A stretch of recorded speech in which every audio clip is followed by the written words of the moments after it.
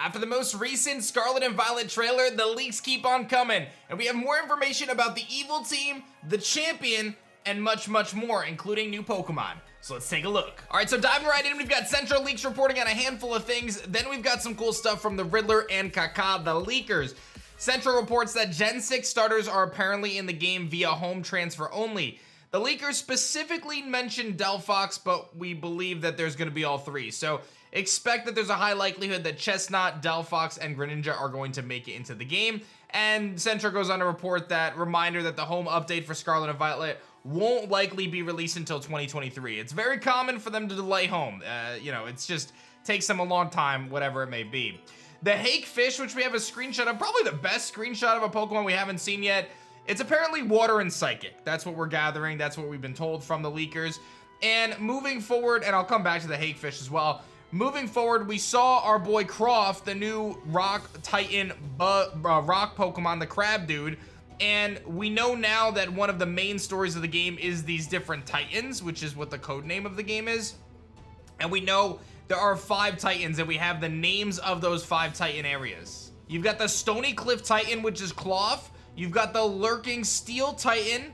You've got the Vast Sky Titan. You've got the False Dragon / Dinosaur Titan, and I'm sure there's some translation things here.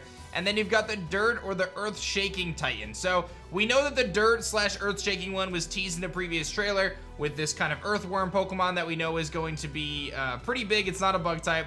We know that there's going to be False Dragon, Dinosaur, Vast Sky, and Lurking Steel. There's a thought that maybe the Vast Sky one is related to the Crane Pokemon that has been leaked. The Dirt Earthshaking could be that giant earthworm, or maybe something to do with Donphan. We know that there's going to be some Donphan forms. And the False Dragon / Dinosaur could be the Sushi Dragon. That's kind of one of the thoughts that we've had. But we do know that Cloth is going to be the Stony Cliff Titan, and that's going to be part of the game. So I'm excited about that. I think that's actually really cool as like a separate path to take. Another thing to do is kind of track down these different Titans, whatever their importance is in the game, and also do the gym challenge, which I think is pretty dope. The leaker also indicates that there's 3 additional new Pokemon, presumably outside of the 105, that are going to be in the Pokedex, that will be in the game in some way. It's not clear what they mean. We believe what this means is that there's going to be 3 Pokemon referenced in the game in a way. Maybe they're through images, maybe they're referenced by trainers, but they're not actually in the game, and that could just be one further hint to the DLC, right? Because this game has every reason to have a DLC. A lot of things are pointing in that direction. The leakers, both leakers have indicated that there's going to be DLC, so just prepare yourselves for that. So there's going to be things that are left out of the main game and held for the kind of DLC part of things. The Riddler crew has actually confirmed that Geeta is the champion of Scarlet and Violet, and what's interesting is there was a lot of talk about there being multiple champions, there being a male and a female champion, so they do mention that Geeta is one of the champions of the region, but apparently she's the main champion. She's like the champion and the chairwoman, so kind of like Leon and Rose kind of fused in a way. The Riddler says, Gen 9 champion is a female, no other meaning. Some people believe the nonsense of a male-female champion statement.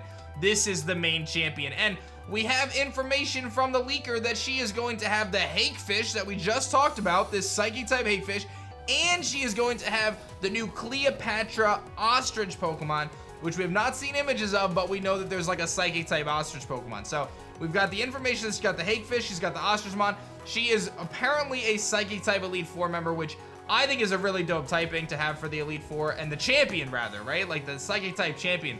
That's a very cool typing, and apparently she's going to represent 2 new Pokemon on her team. And I wonder if she's going to have kind of the new Mega Man Pokemon as well, whose name is slipping me at this moment, but I'm sure you guys all know what it is. I think it's Armarouge. Armarouge. It's that thing, the Mega Man guy. They're also, the Ghost one's way cooler though, let's be real. Speaking of things that are cool, if you guys haven't done so yet, you guys can head over to TeamShiny.com, pick up some sweet merch today. I dropped brand new Team Shiny designs like Gyarados, Latios, Latias. We've got Mew, Umbreon, and many, many more. Head over to TeamShiny.com. Use code SUMMER for 15% off. That code's only active for a few more days, as summer's pretty much over. So take advantage of that. If you pick up 3 shirts or more, you get 15% off. TeamShiny.com, swag out your closet right now. You won't regret it. Our merch is awesome. Now here's something that I find very, very interesting. The Riddler posted a constellation and says, who is the queen, boss of Cassiopeia? And then it goes on to show this constellation, which I'm not familiar with, but you've got these different parts of it: Calf, Shedder, Rukba, and Sejin, and I'm sure I mispronounced that, but if you could do it better, then you make a video on it. And I think it's very much so worth noting that one of the people in Team Star, the person that we saw, Mela, I think your name is Mela. Mela is the boss of Team Star's fire crew, the Shedder Squad.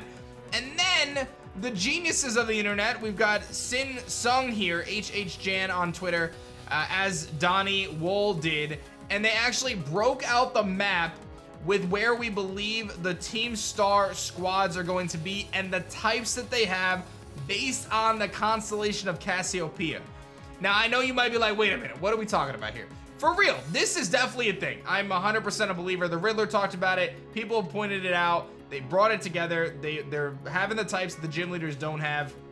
You've got the Shedder. What are the chances, right? You've got the Shedder squad, fire type. You've got the Navi squad, which is poison type. You've got the Rookbok squad, which is dark type.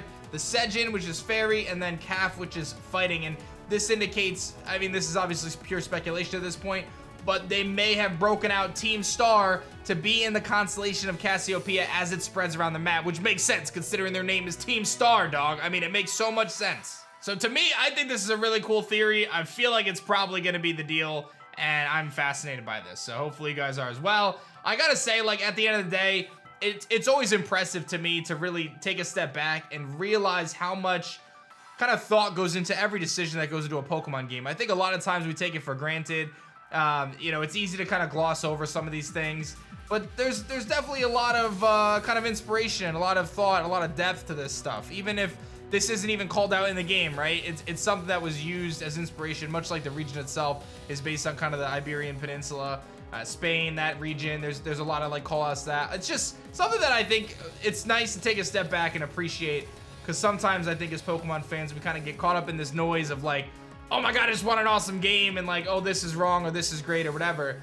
They really do, you know, kind of, I mean, it's their job, but they really do go above and beyond to do cool things like this. And I'm excited to see what this ends up playing out as in the game itself. And then the last thing that I think is really worth mentioning here is Riddler Crew posted who is / are fake, and posted a picture of the two professors, Arvin, and then Geeta. So indicating that at least one or more of these people are fake, which maybe means that they're from a different time period. We know that Pokemon in Scarlet and Violet can time travel, but the player itself does not time travel. Time travel was very much so introduced in Legends Arceus with this space-time dimension warp hole things going on. We've done kind of traveling on Solgaleo and Lunala and Ultra Space Warp rides. So this is a very interesting concept here, and if we remember, the Riddler had posted this post about Detroit Become Human, saying you would see similar stuff in Titan. Now we know Titan is obviously Scarlet and Violet, and we know why, because of the Titans, like Cloth, which I'm gonna mess up the name over and over again. So I just thought this was an interesting thing to kind of talk about and bring up. One or more of these people in this picture are probably from the past, future. I don't know what's going on. I don't know, but some people have kind of speculated, like Salem here in the comments says, I think Geeta is from a future India region, and she has come to the past equipped with new technology, easily becoming the champion and the chairperson.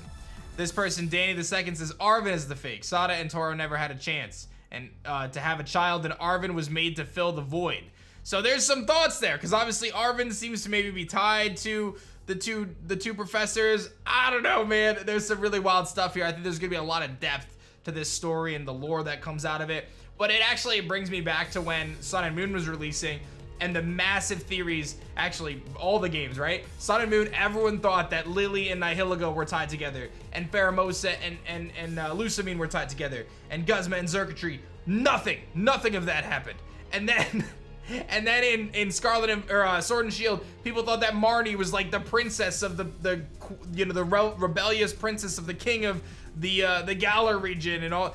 None of that happened. So this is at least coming from the Riddler, so we have some ground to believe that there might be something substantial here, but it's just funny every year we go through this kind of, I don't know, loop-de-loop of us trying to figure out what the story actually is, and we really have no idea, so feel free to speculate in the comments.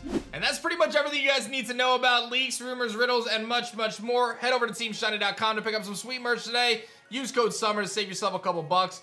and I'll see you guys in the next video, which will probably be pretty soon, because the leakers are still going, man. They won't stop, and hopefully the Pokemon news cycle is going to pick up now that we just got that recent trailer, which was very fuego, by the way. I was a big fan.